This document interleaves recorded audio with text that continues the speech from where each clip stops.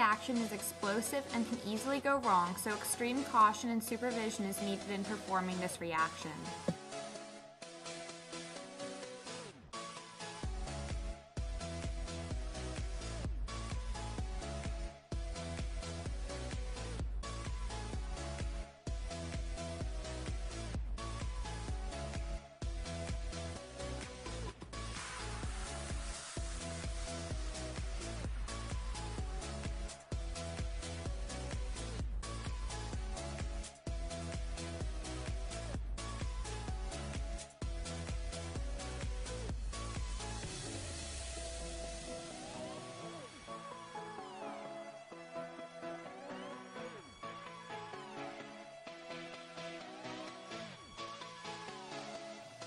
This is the procedure for thermite reactions for both the small and large scale experiments.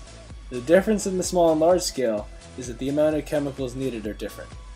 First, you need to prepare the pots, making sure to seal the hole on the bottom with masking tape. Then you thoroughly mix 55 grams of iron 3 oxide and 15 grams of aluminum powder using a spatula or spoon. Next, you prepare the small scale setup by constructing the following setup using an iron ring, small clay pot, ring stand, and bucket filled with sand. Then, put the mixture of iron 3 oxide and aluminum powder to the clay pot. After that, make a funnel in the middle of the mixture to put the permanganate in. Then, put 2 magnesium strips apart from each other, acting as a fuse on the top of the whole mixture of iron oxide and aluminum powder with the permanganate. Prepare 2 pipettes of water and glycerin to initiate the reaction. Thermite is the composition of a metal oxide and a metal powder, producing a thermite reaction, an exothermic oxidation-reduction reaction. One of the most common varieties of thermite reactions uses aluminum powder, potassium permanganate, and iron 3 oxide. Aluminum is the third most abundant element present in the Earth's crust. This metal was originally named from the Latin word for lumen.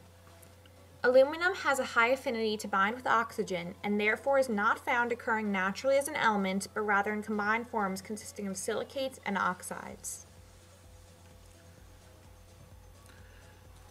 Johann Rudolf Glauber discovered potassium permanganate in 1659 when he mixed a mineral pyrolusite and potassium carbonate, which when dissolved in water produces a green solution that then becomes violet and then red. Iron 3 oxide in the mineral form is often referred to as hematite, coming from the Greek word for blood, hema. This is because hematite can be red. In the Victorian era, hematite was commonly used for jewelry. The thermite reaction was discovered in 1893 and then patented in 1895 by Hans Goldschmidt, a German chemist. Therefore, this reaction is often referred to as the Goldschmidt reaction, or the Goldschmidt process. Goldschmidt discovered this reaction in the process of researching and experimenting ways to reduce metals through smelting without the use of carbon. Smelting is a form of metallurgy used to produce metal from its ore, which is extracted through mining. Goldschmidt found this process to play an important role in welding. This reaction is often used to weld tracks, and the first application of it was in 1899 in Essen, Germany. Most modern railways use thermite welding to repair and combine existing CWR segments to form one continuous rail. In World War II, the thermite reaction was used to weld parts of guns together.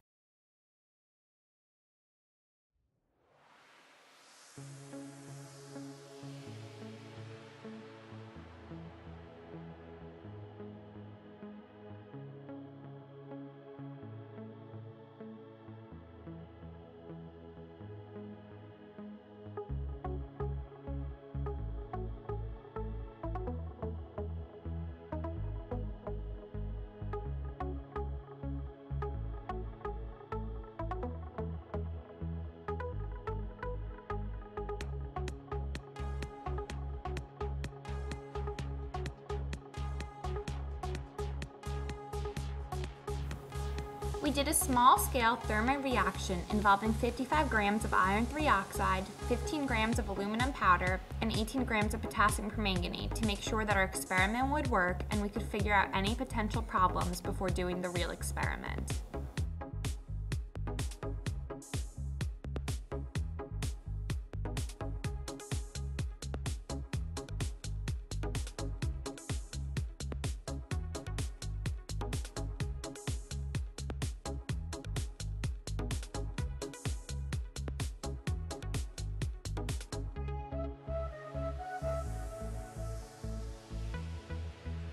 For the large scale, basically, you need more chemicals that are associated with thermite reaction. First, you need 250 grams of iron oxide and 50 grams of aluminum powder. Yet the amount of permanganate stays the same because it's just acting as a fuse. You also need bigger clay pots to hold the thermite.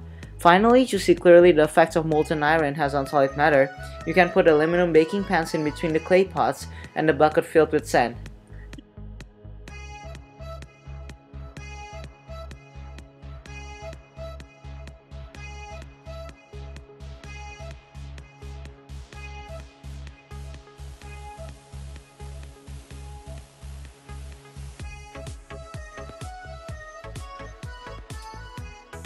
This is a single displacement redox reaction. The electrons are transferred from the aluminum to the iron. When the reaction begins, the aluminum has a charge of 0. It then gives 3 electrons to the iron, thus giving iron a charge of 0, and aluminum a charge of +3. The oxygen molecules are thus attracted to the aluminum instead of the iron, since negative and positive charges attract. As a result, aluminum oxide and molten iron is created.